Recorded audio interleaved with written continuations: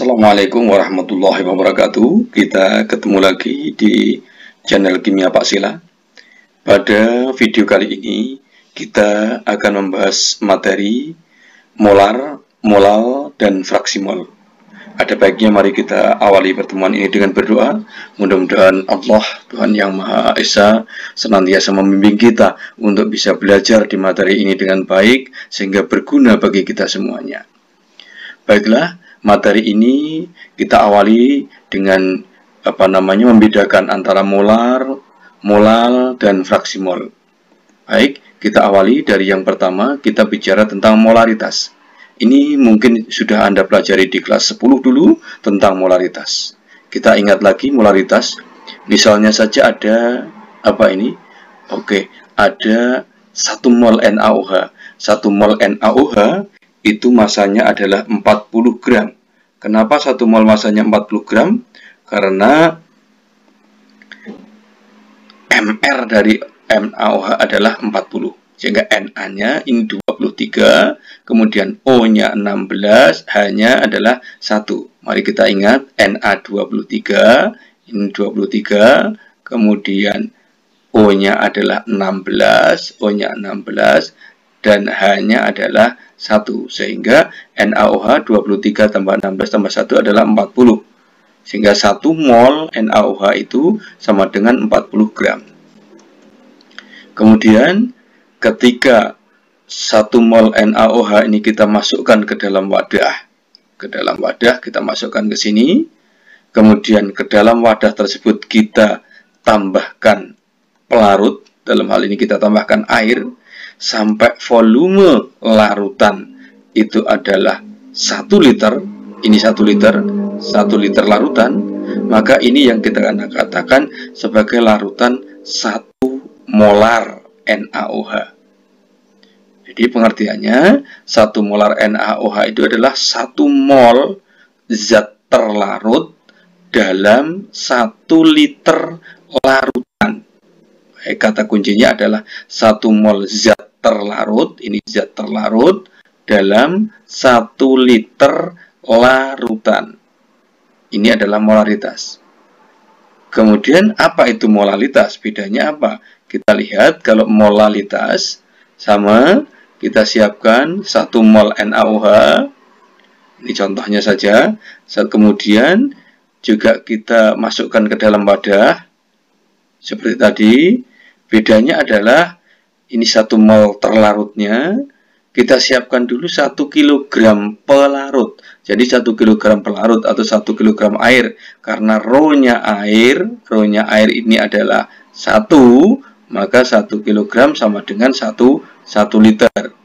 Ini 1 kg pelarut, kemudian antara terlarut 1 mol dan pelarut yang 1 kg ini, maka kita tambahkan, kita campurkan, sehingga setelah kita dicampurkan, sehingga akan menjadi 1 mol NaOH ditambah 1 kg pelarut. Ini pengertian dari 1 molal. Jadi 1 molal itu 1 mol zat terlarut dalam 1 kg pelarut. Sehingga kalau molal itu mol zat terlarut dalam 1 kg pelarut. Jadi pelarutnya jelas ini 1 kg. Itu molalitas.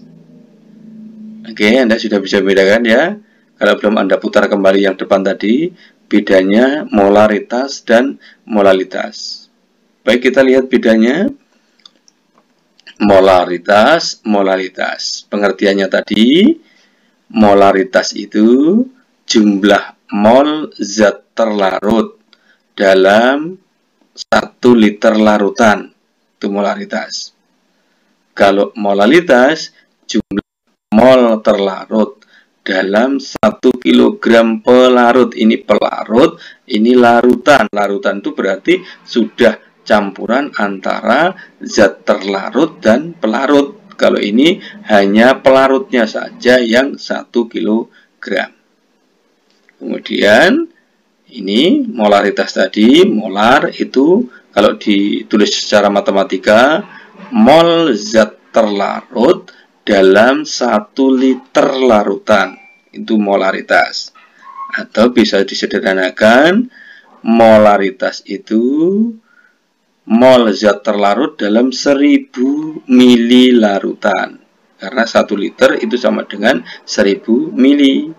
Atau mol itu, kita ingat pelajaran kelas 1, mol itu adalah gram per mr. Sehingga molaritas itu gram terlarut dibagi mr terlarut dikalikan 1000 dibagi mili larutan. Mili larutan. Jadi ini ada mili larutan, ada gram terlarut. Anda pahami apa yang harus Anda ketahui. Gram terlarut, mili larutan. Ini molaritas.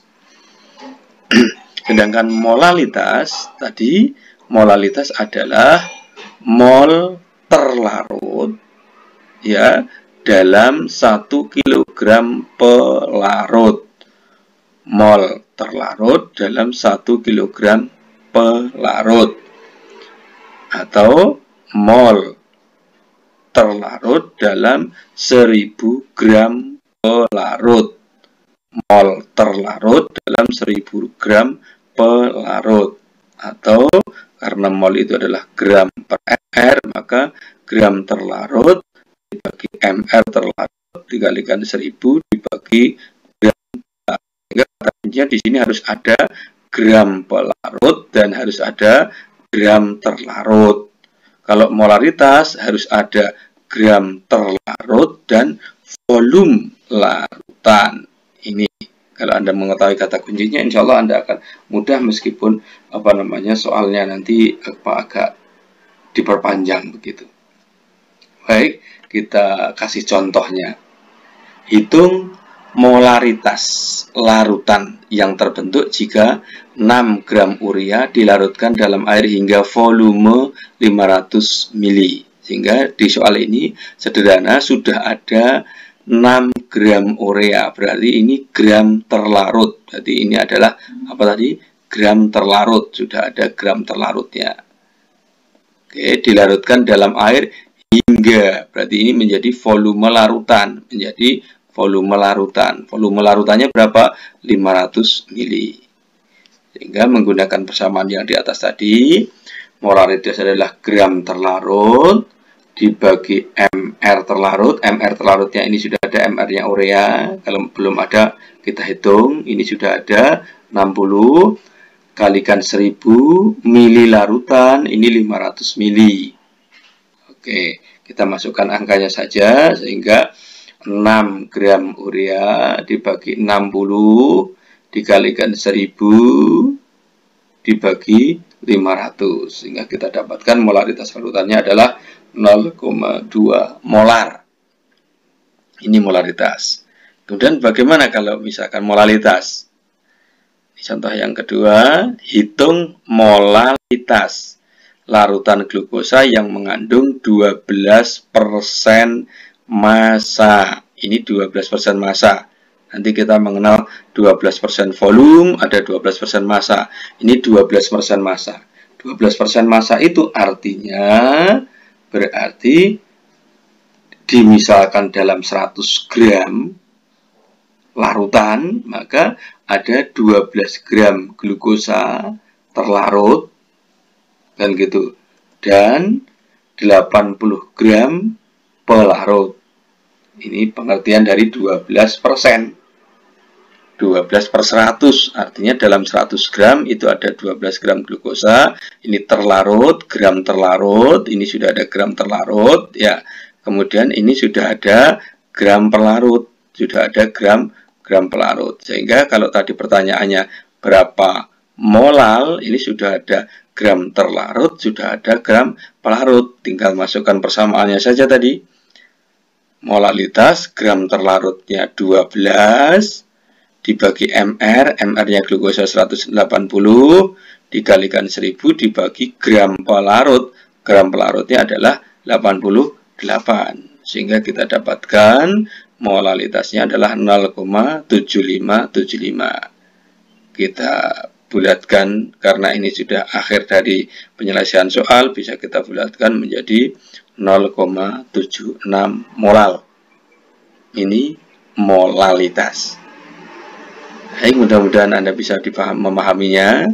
Kita lanjutkan. Tadi kita masih membahas tentang fraksi mol. Apa itu fraksi mol?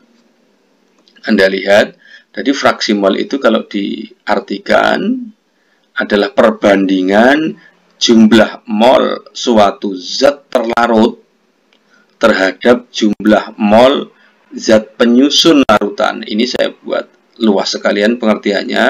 Jadi jumlah mol suatu zat terlarut terhadap jumlah mol zat penyusun larutan. Karena penyusun larutan mungkin nanti zat terlarutnya lebih dari satu. Misalnya ini ada larutan. Larutan ini disusun oleh 2 mol zat A. Kemudian zat terlarutnya kemudian 2, ada 3 mol zat B.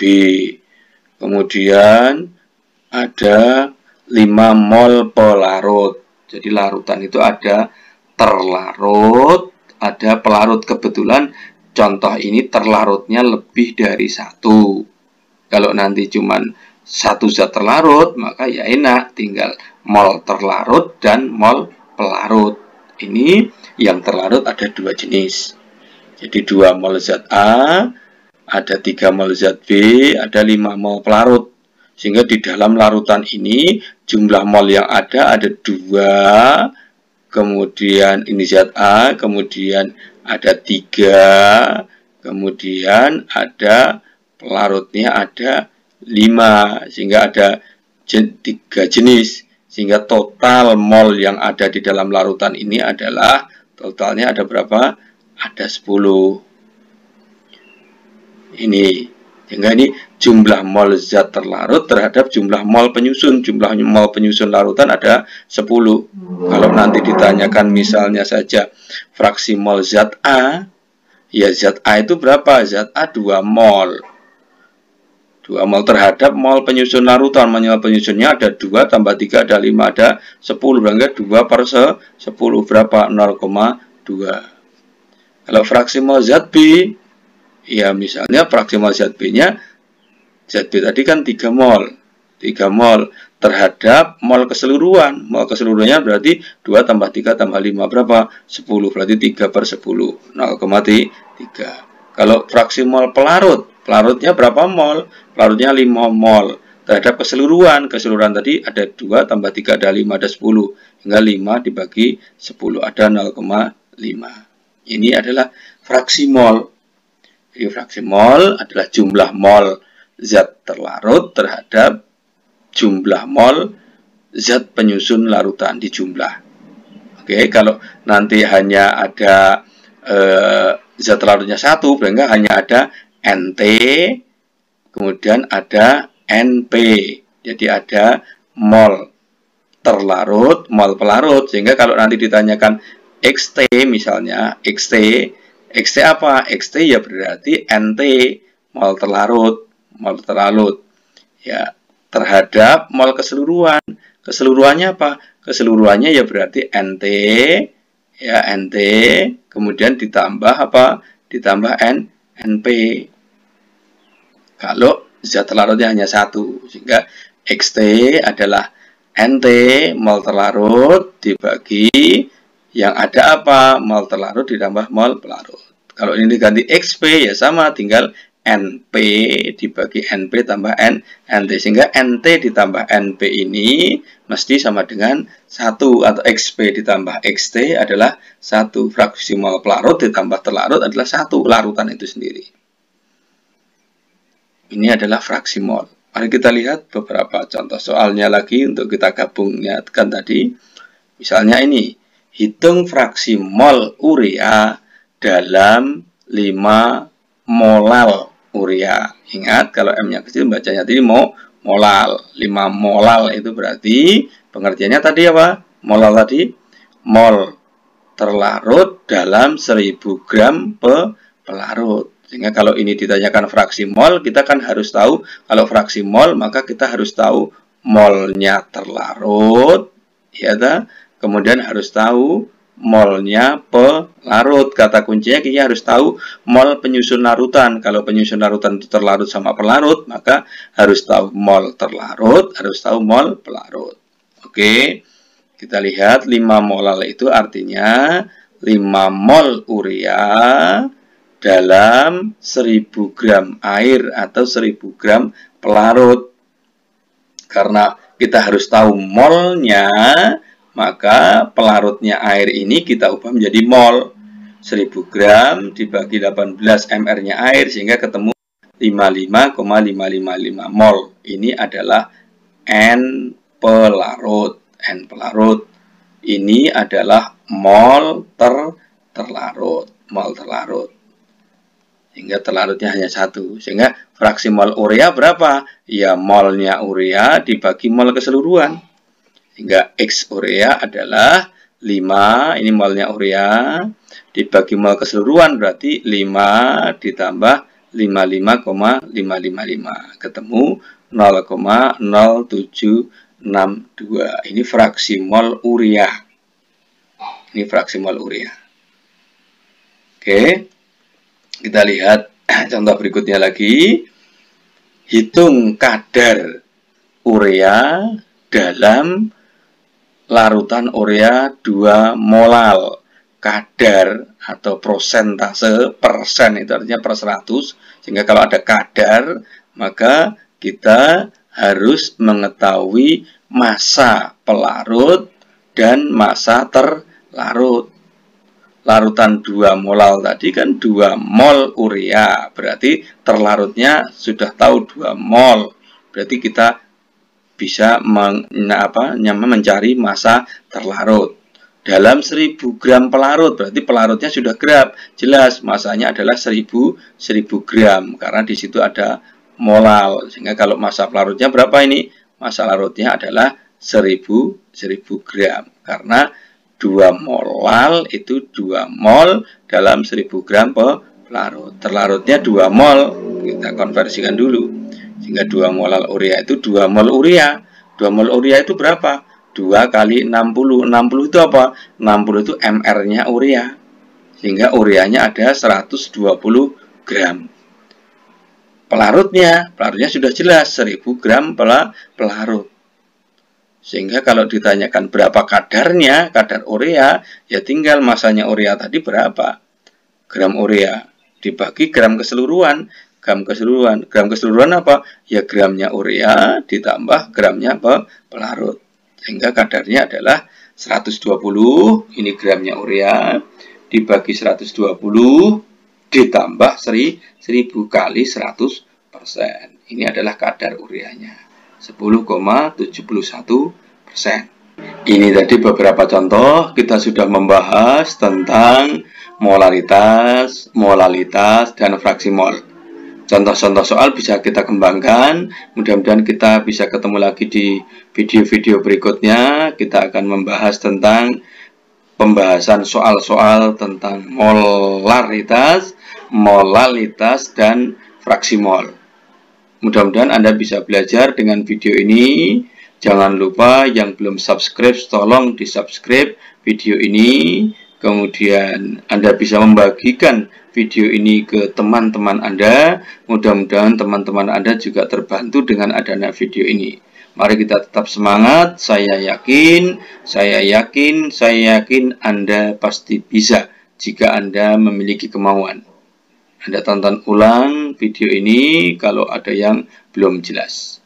Terima kasih. Salam tetap semangat dari saya. Assalamualaikum warahmatullahi wabarakatuh.